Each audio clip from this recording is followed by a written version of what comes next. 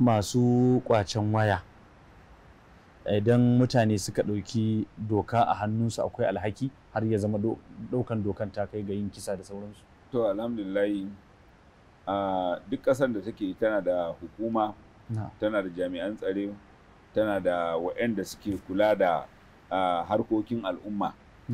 Haramun ne, bai kamata wani don an mashi laifi ya zama ya ɗauki doka a hannun shi.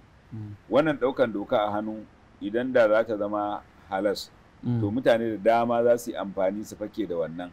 Wani ma mutum kawai da suka tsane shi kawai su ce ai ya satan mana waya ko kuma ya yi kaza, sai su faɗa mishi su dake shi.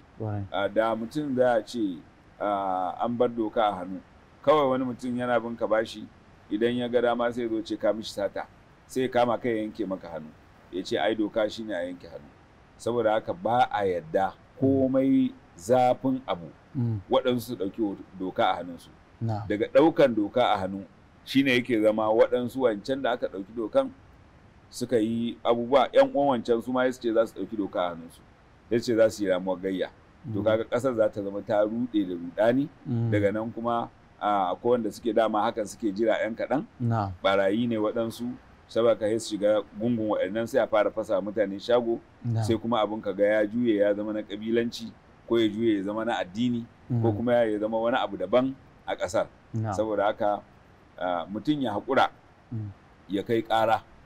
In Allah ya sa an bi mishi kadi a nan, alhamdulillah. In ba bi mishi kadi ba, ya yi ajiya. Ran tashin kiyama zai je karɓi kayan shi, maimakon ya kawo hayaniya a ƙasa. Haske mai leƙa gidan kowa, Afirka TV. TV3 tafarkin rayuwa.